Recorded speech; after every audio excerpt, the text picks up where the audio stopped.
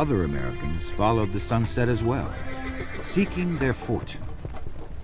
This included the mountain men, trappers, and fur traders who were at home in the wild.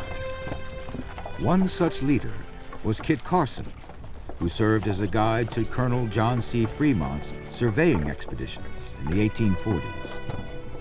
Fremont's reports back to Congress spurred on wagon trains to the west, filled with hopeful settlers. They also made Kit Carson famous. Carson wasn't a lawman, but in truth, there were no lawmen in that time and place.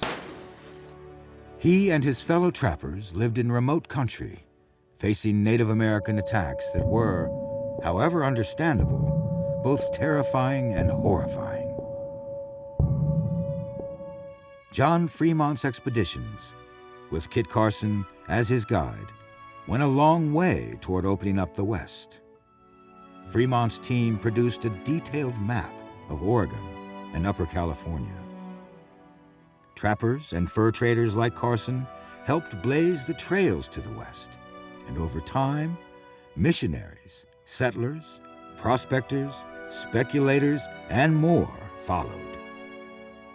They marched along the network of emigrant pathways that included the Oregon Trail, the Mormon Trail, the California Trail, and the Santa Fe Trail. In the early years, the Oregon Trail could only be traveled on foot or by horseback. In the mid-1830s, improvements allowed wagon trains to travel, and the floodgates opened. But even before the Oregon Trail had developed to that point, there were Americans wanting to move into the West. During the 1820s, many headed to Texas, following the call of Stephen F. Austin. The government of Mexico, which held Texas, had only recently separated from Spain. Their resources were stretched tight, and they needed to increase their population in the hopes that local militias would then be able to resist Indian raids. The colonization movement was wildly successful, but most of the colonists were from the U.S. rather than Mexico. Tensions between the colonists and the Mexican government ran high, eventually exploding into a revolution in October 1835. The Texas Revolution included the famous Battle of the Alamo in San Antonio, March 1836, in which a small garrison of men held off 1,500 Mexican troops for 13 days. Davy Crockett was one of the men in that Catholic mission-turned-fort. In his last election, he said, "I told the people of my district that I would serve them as faithfully as I had done, but if not, they might go to hell and I would go to Texas." Davy lost that election and arrived at the Alamo less than 2 weeks before the fort was surrounded by Mexican troops. When the Alamo fell on March 6th, almost all of the defenders were killed, including Davy Crockett. Cries of "Remember the Alamo" inspired Texans who defeated Mexican forces at the Battle of San Jacinto on April 21st, 1836, winning Texas independence from Mexico.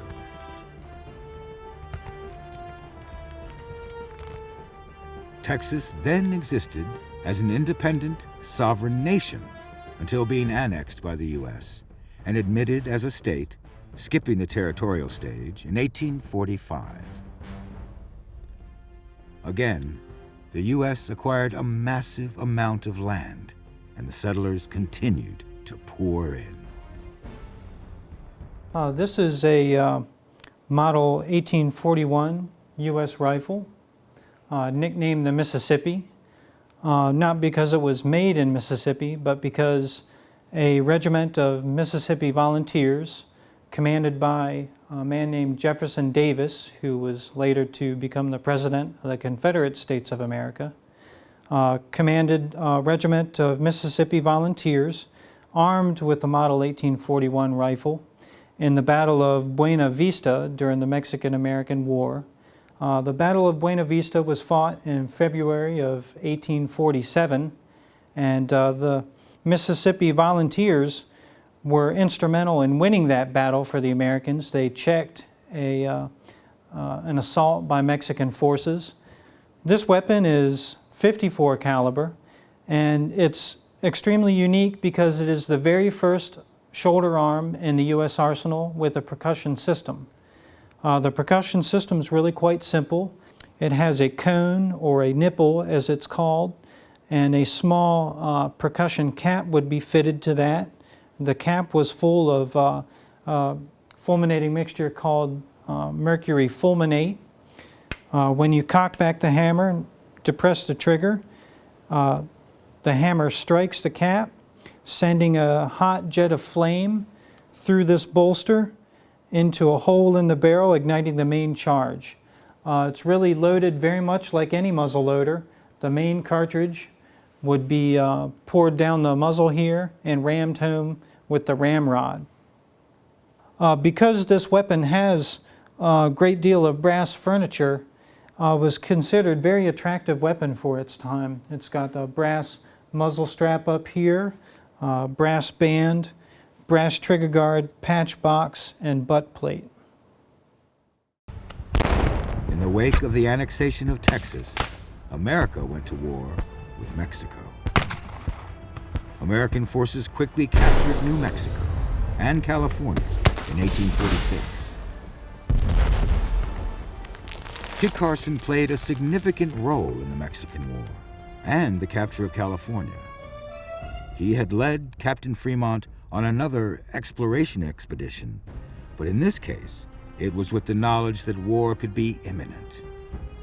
Fremont's men joined up with U.S. Navy Commodore Robert Stockton in July 1846 and helped in the capture of San Diego and Los Angeles.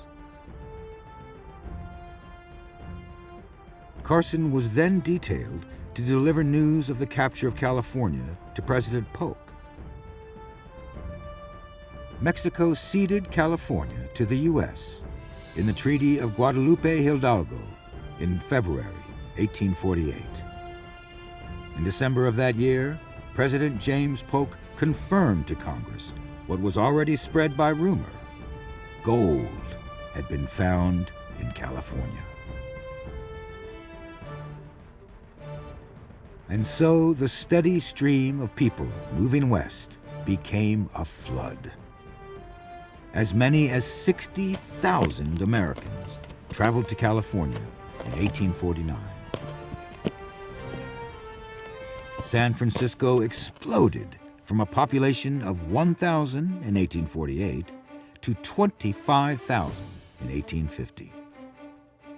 Some prospectors traveled the long way around by sea. Others took the Oregon and California trails.